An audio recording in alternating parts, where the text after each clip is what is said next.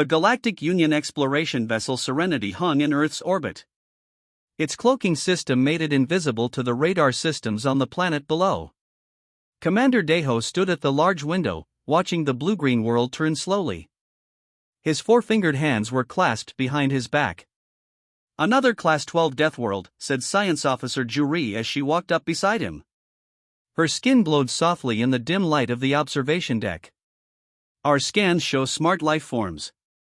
They have basic space travel." Deho's skin rippled with worry. This was his fifth mission as commander, but only his first contact with a potential new species. The thin membrane covering his body changed color slightly as he thought about the rules he needed to follow. "The rules say we should watch only," he said. "Especially for death worlds." Juri's spots glowed brighter with excitement. She was younger than Deho, and this was her first deep space mission. "Think about what we could learn." The Union has only found 3 other smart species from Class 12 planets. Class 12 meant danger. It meant high gravity, extreme weather, and many predators. Most life in the galaxy evolved on gentle worlds. Species from harsh planets were rare and often very different. "I've studied the data," Juri continued. "These beings walk on 2 legs. They use tools. They have built cities. And they did all this on a world that should have killed them." Security Chief Taewon joined them at the window. His hard exoskeleton made small clicking sounds as he moved. Unlike the soft-bodied Deho and Juri, Taewon came from a planet of insect-like beings. "I suggest care, Commander," said Taewon. "The gravity alone is twice what our bodies can handle without help. And our scans show large areas with extreme heat, cold, and storms." Deho looked at the planet again. It seemed peaceful from up here, with its blue oceans and white clouds. But the scans told a different story. High oxygen levels that led to giant fires. Storms that could flatten buildings. Quakes that could swallow cities. And through it all, life had not just survived but thrived. "How do the natives compare to Union standards?" Deho asked. Juri touched her datapad. "They call themselves humans. Their technology is basic but growing fast. They have nuclear power, computers, and have visited their moon. Their weapons are concerning." "Weapons?" asked Deho. "They've had nuclear weapons for nearly 100 of their years," said Taewon. "And they've used them on each other." Deho's membrane darkened. Violent species were rare in the Union. Most intelligent life evolved through cooperation, not conflict. "They also make art," Juri added quickly. "Music, pictures, stories. They care for their young. They heal their sick. They aren't just fighters." Deho walked closer to the window. Standard rules said they should report the planet's location and move on. New species needed time to mature before contact. But something about this world called to him. "Show me their strongest natural predator," he said. Juri touched her pad again. A large image appeared in the air. It showed a striped 4-legged animal with sharp teeth. "They call this a tiger," she said. "It can kill most other animals." "And the humans? Do they fear these tigers?" "No, Commander," said Taewon. "They hunt them. For sport." Deho felt a chill. A species that hunted predators for fun was rare. And potentially dangerous. "The Union would want us to study them more," he said finally. "We need to know if they would be friends or enemies." "Shall I prepare a message?" asked Juri hopefully. "No," said Deho. "We'll watch first. No contact." He turned to Taewon. "Prepare a small team. Use the best cloaking tech. I want to see these humans up close, in their natural setting." Taewon nodded, his exoskeleton clicking as he left to carry out the orders. Juri stepped closer to Deho. "I want to lead the ground team," she said. "I've studied their languages, their customs." "It's not safe," said Deho. "The gravity alone." "We have compensators," she countered. "And I'm the best qualified." Daeho looked at her glowing spots, bright with determination. He knew she was right. Fine, he said. But at the first sign of danger, you return to the ship. Juri's whole body lit up with joy. You won't regret this, Commander. As she hurried away to prepare, Daeho turned back to the window. The blue planet turned slowly below them, beautiful and deadly. I hope not, he whispered. I volunteer to lead the ground team, Hanul said as she adjusted her gravity compensator. The small device hummed against her soft blue skin, fighting to protect her body from Earth's crushing pull. Daeho frowned at her from across the briefing room. You're our xenobiologist, not a field operative. Precisely why I should go, Hanul replied. Her four-fingered hands moved confidently over the equipment. This is what I've trained for.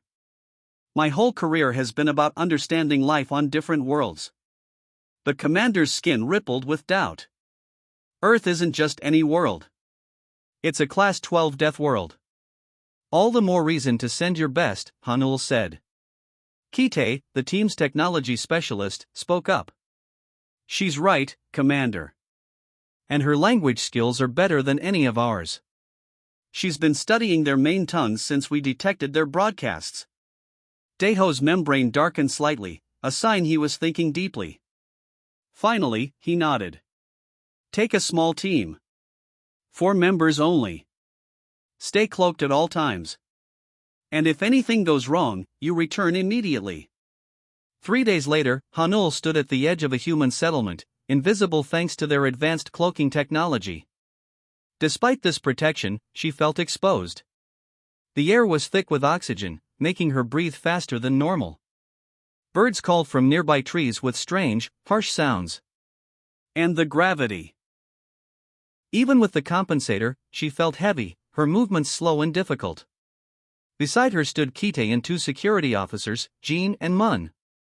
All 4 of them wore full environmental suits with enhanced cloaking. To human eyes, they were completely invisible. To each other, they appeared as faint outlines. This is fascinating, Hanul whispered as she watched humans move through what her translator called a village. Look how they gather in family groups. Just like the Union archives predicted. Kite adjusted his scanner. Their physiology is remarkable. Their bones and muscles are so dense, built for this gravity. And they're warm, added Jean. Internal temperature regulation. Very efficient. Mun, the quiet one, suddenly pointed. Look there. At the edge of the forest stood a small dwelling, separate from the main village. As they watched, a human emerged from the structure. He was taller than most they had observed, with a lean frame and movements that reminded Hanul of the predators they had studied in preparation for this mission. Male, Hanul noted as her scanner collected data. Approximately 30 Earth years old. Strong vital signs. The human carried what appeared to be simple tools, a long stick with a string attached, her database called it a bow, and a small pack. His clothing was in earth tones that would blend with the forest. My scanner identifies him as Park from Fragments of Communication, Kite said. He lives alone. A solitary human, Hanul said with interest. Unusual, according to our research. Most humans live in groups. They watched as Park checked his equipment, then began walking toward the thick forest beyond his home. His movements were quiet, deliberate. He's a hunter, Mun observed. See how he scans the ground and trees? He's tracking. Hanul made a quick decision. We'll follow this one. A solitary specimen will be easier to observe than those in the village. And I want to see how humans interact with the other life forms here. Kite looked concerned. The forest terrain will be difficult with these gravity conditions. We'll manage, Hanul said firmly. This is why we came. As they followed Park into the woods, Hanul felt a mix of excitement and fear. The forest was alive with sounds and smells that her sensors struggled to categorize. Small creatures scurried away as they passed, somehow sensing their presence despite the cloaking. Park moved through this chaos with ease, stopping occasionally to examine a broken twig or marks on the ground that Hanul couldn't begin to understand. After 2 hours of walking, he suddenly crouched and became completely still. The alien observers stopped too, their breathing loud in their own ears. Hanul couldn't see what had caught Park's attention until Kite silently pointed to a patch of brush where a large animal with antlers was quietly eating leaves. Park moved with incredible slowness, raising his bow. The string pulled back in a smooth motion. When he released it, the pointed projectile flew with deadly accuracy, striking the animal in a vital spot. "Perfect hit," whispered Jean. "Right to the heart." Hanul watched as Park approached his kill with respect, placing a hand on the animal and speaking words her translator couldn't quite catch. Then, with practiced movements, he began processing the animal, wasting nothing. "This changes everything we thought we knew," Hanul said softly. "He's not just surviving in this death world. He's thriving in it." Park moved through the forest like a shadow.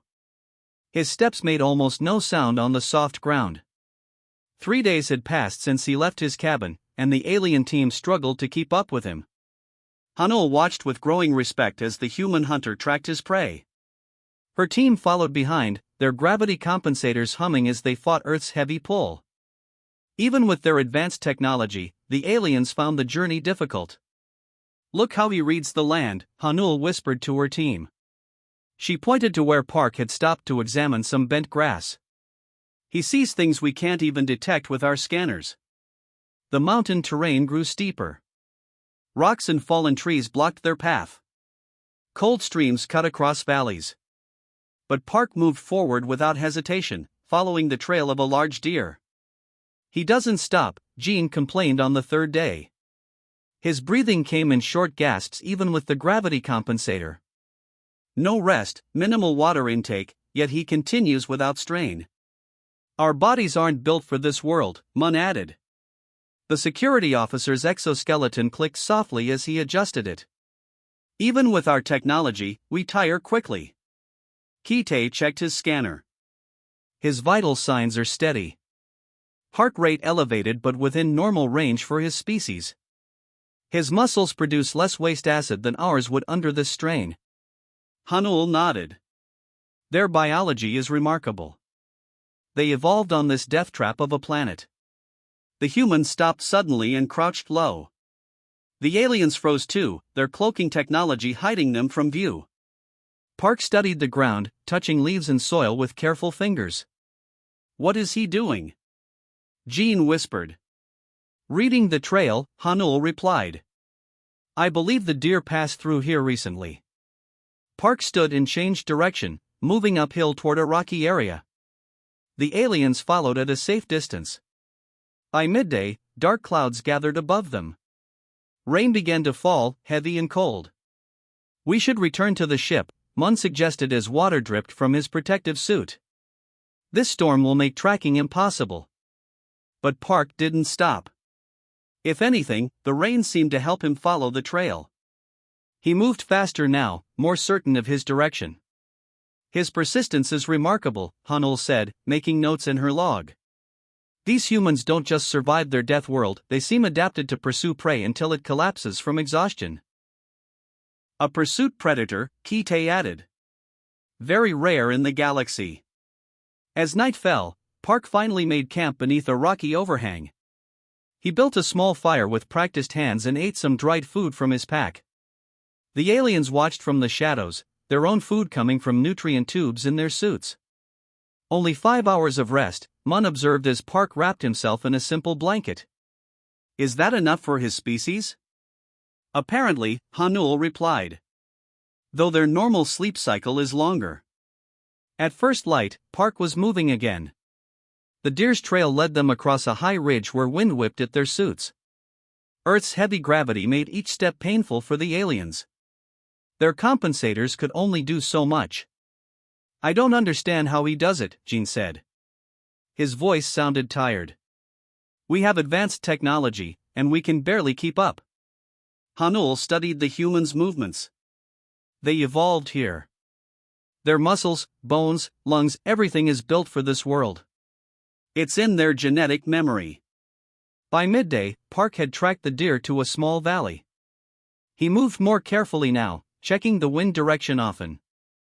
The aliens watched as he removed his boots and continued barefoot, making even less noise. "He's close to his prey," Kite whispered, checking his scanner. "Large animal, approximately 200 meters ahead." Park crept forward, staying low in the tall grass. The aliens followed at a distance, not wanting to alert the deer. When the human stopped at the edge of a clearing, they could finally see his target, a magnificent male deer with large antlers, drinking from a small stream. "Incredible specimen," Hanul noted. Yet the human shows no fear approaching it. Park reached slowly for an arrow. With careful movements, he knocked it to his bow and drew back the string. His breathing slowed. His body became perfectly still. The aliens watched in respectful silence as Park held his position, waiting for the perfect moment. The deer raised its head, water dripping from its mouth. It seemed to sense something and turned slightly. In that instant, Park released the arrow. It flew through the air with deadly precision. "Perfect shot," whispered Jean as the arrow struck the deer just behind its front leg. Directly to the heart. The deer bounded away but made it only a short distance before collapsing. Park approached his kill with steady steps, a small knife now in his hand. "He tracked this animal for 3 days," Hanul said softly. "Using only his senses and simple tools. Across mountains, through storms." "And now?" Mun asked. "Now," Hanul replied, "we see what a Deathworld predator does with its prey." A sudden storm swept across the mountain with surprising speed. The wind howled and rain fell in sheets, forcing the alien team to seek shelter beneath a rocky overhang. "We've lost visual contact with the human," Kite reported, checking his scanner. His blue skin looked pale in the dim light. Hanul nodded, wiping water from her face membrane. "The storm is interfering with our tracking sensors too. We'll wait it out here." For 2 hours, the storm raged. Lightning cracked the sky open while thunder shook the ground beneath them. The aliens huddled together, their environmental suits working hard to maintain their body temperature. "This planet is trying to kill us," Jean muttered. "Even the weather is a weapon here." "Yet humans evolved in these conditions," Hanul replied. "Think about what that means. Their entire species developed under constant threat." When the storm finally passed, the sky cleared to reveal a beautiful sunset. The aliens emerged from their shelter and began searching for Park. "I'm picking up human life signs," Kite said after scanning the area. "Half a kilometer east, moving slowly." They found Park in a small clearing, the deer carcass strapped to his back. He had built a simple shelter from branches and was preparing to make camp. But something was different about him. "His posture has changed," Hanul observed. "Look at how he moves." Park had stopped focusing on his deer. Instead, he was scanning his surroundings carefully, his body tense. He placed the deer carcass on a high branch and climbed down, drawing his knife. "What's happening?" Jean asked. "What is he doing?" Hanul studied the human's behavior. "He senses something we don't." Mun adjusted his scanner. "There's another life form approaching. Large predator, moving toward us through the trees." The aliens turned their scanners in that direction. Through the bushes, they could see a large cat-like animal with tan fur and powerful muscles. It moved with perfect silence, its eyes fixed on Park. "Mountain lion," Kite identified from their database. "Apex predator. It must be attracted to the deer blood." "We must intervene," Jean insisted, reaching for his emergency weapon. "That creature outweighs him considerably. It will kill him." "Wait," Hanul commanded, holding up her hand. "I want to see what he does." To their astonishment, Park wasn't running away. Instead, he moved into a more open area, deliberately making himself visible. He kept his knife ready but hidden at his side. "He knows it's there," Hanul whispered. "He's not trying to escape." "Is he challenging it?" Mun asked in disbelief. As they watched, Park picked up a stick and placed his pack on the ground. He arranged his supplies to look like he was making camp, but his eyes kept darting to a specific area of bushes. "He's setting a trap," Hanul realized. using himself as bait. The mountain lion crept closer, its muscles tensing for an attack. The aliens could barely breathe as they watched the predator prepare to pounce. "We should help him," Gene whispered, his hand still on his weapon. "No," Hanul said firmly. "This is what we came to observe." The mountain lion exploded from the bushes in a blur of muscle and claws. It leaped toward Park with incredible speed, its mouth open to reveal sharp teeth. But Park was ready. He dropped to one knee and twisted sideways in a move that seemed impossible for his size. As the big cat sailed past him, he drove his knife upward with shocking precision, finding the spot between ribs and into the heart. The mountain lion crashed to the ground, tried to stand, then collapsed.